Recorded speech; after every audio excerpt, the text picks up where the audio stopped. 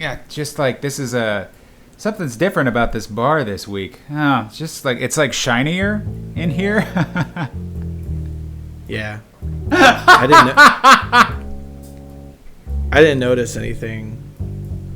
Is it different? Don't be that way. Parker got his Emmy. Yeah, look how huge it is. There's enough room for us to sit on it. Isn't this cute?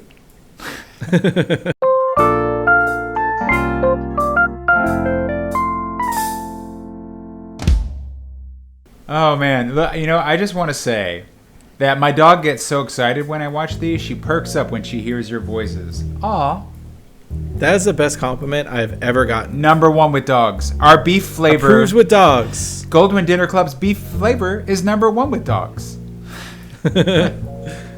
This episode of Goldwynn Dinner Club brought to you by Tiger Electronics. How dare you? So you guys aren't going to believe this. Should I tell them what happened? Yeah, well, we tried to so we just released a bunch of episodes. I think they're all out. Yeah. Well, no, there's a few more to come. I think there's Mario Golf. There is going to go for a little bit longer, but yeah.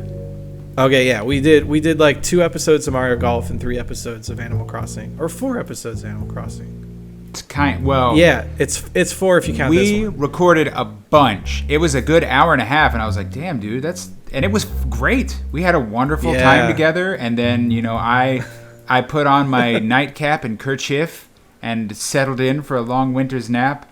And then I listened to the audio, and it all sounded like that on your end. And I was mortified because normally I was like, well, maybe it's just a thing and I can go fix it. But normally I do a test before every record. This was the one day I didn't, and I guess a cord must have been loose. So we went back and we re-recorded everything for your pleasure.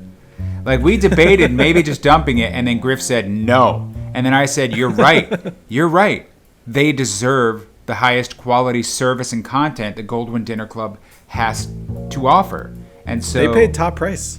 Yeah, zero. This is a top price restaurant. The price went so high it reset to zero.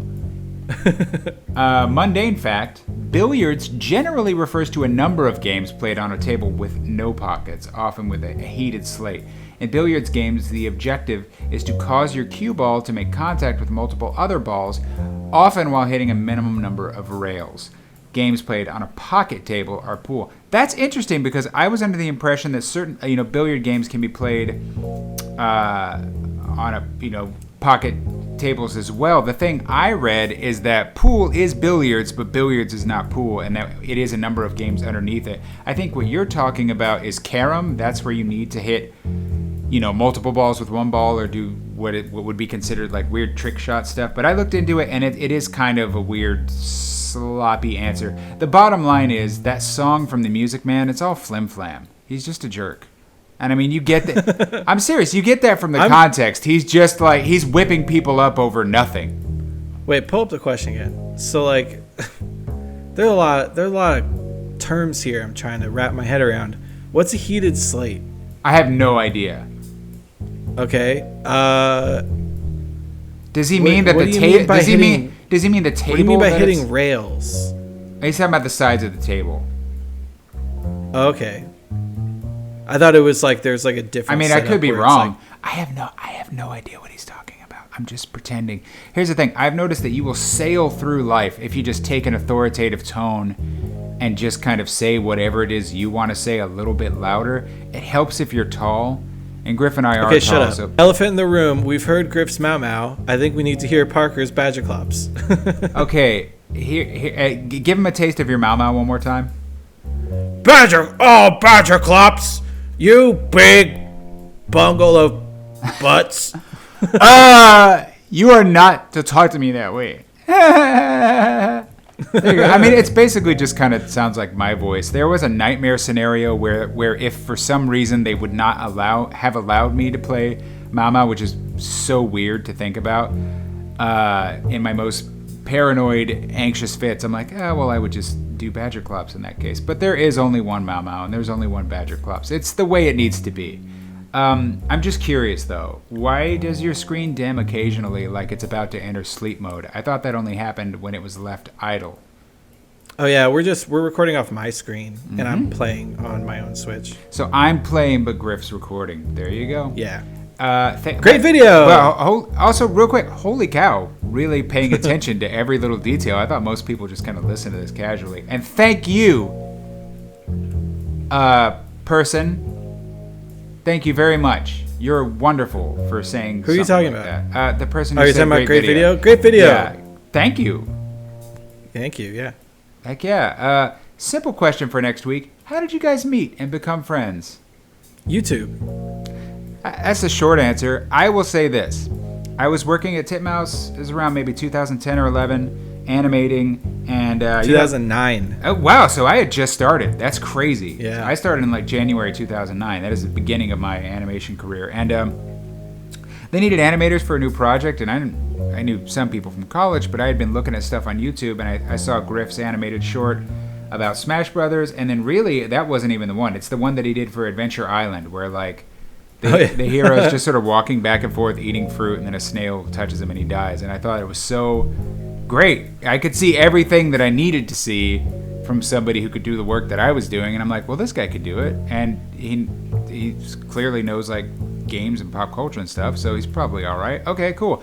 And I recommended him, and they hired him. And then I think Smashing Party was pretty soon after that. And I heard the next day somebody was like, some guy was looking for you at the party. I'm like, what? Who? They're like, Grif.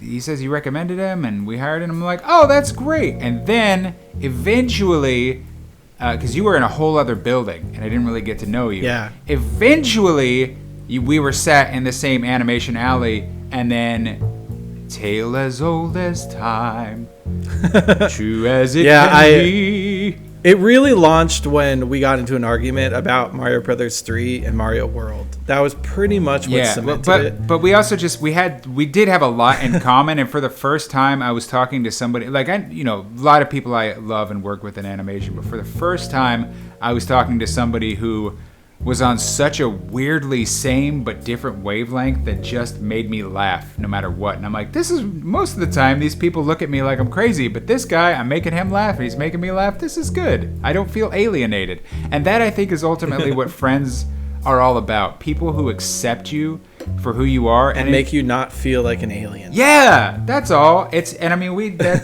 sort of the subject of that Mau Mau episode, Lonely Kid. It's very real to me. So yeah, that's how Grif and I met, and we've been pretty damn close friends ever since, and comedic partners as well. Before this video comes up, I'm gonna add Swordfin to one of our subscriptions. Yeah. Because I think we're subscribed to my professional channel, but Swordfin is what I made before I started. Right. So you guys could see. Yeah, you guys could see that. What is that game called? Adventure Island video and the Smash Brothers video. The Smash Bros video that got popular because I think VG Cat posted it. I forgot all about VG Cats. Are they still? They gotta still be around. I don't know. Still kicking. Yeah, that's how we met. Yeah. This video was uploaded on my birthday, and I'm loving the playthrough. If this gets into at the bar segment, I would like to know what your favorite past birthday celebrations are, or a good birthday memory. Doesn't have to be your own. Okay, so I love this question because Parker and I have celebrated a few birthdays together, and one of the times Parker surprised me by taking me to medieval times. Yes, that was awesome. And we went, and it was awesome, and we were like sitting down and we were eating, the food and stuff, and then I just had to go to the bathroom. and I didn't realize how long I took, but when I came back, the show was over. I was watching the last knight get murdered by the hero knight. And you're like, where have you been? And I'm like, what are you talking about? Like, I went to the bathroom during the horse part where the horses are just bouncing around. And I was like, oh, I don't need to see this. So I went to the bathroom. And then when I come back, it's over. and like all the food's been served, and and like you're like, where have you been? You've been gone for like an hour. I'm like, what? No, it hasn't been an hour. Bless you for sharing this. Yeah, it was though. It was. I was actually kind of worried. Because we get it. People get up and use the bathroom or get more drinks or something.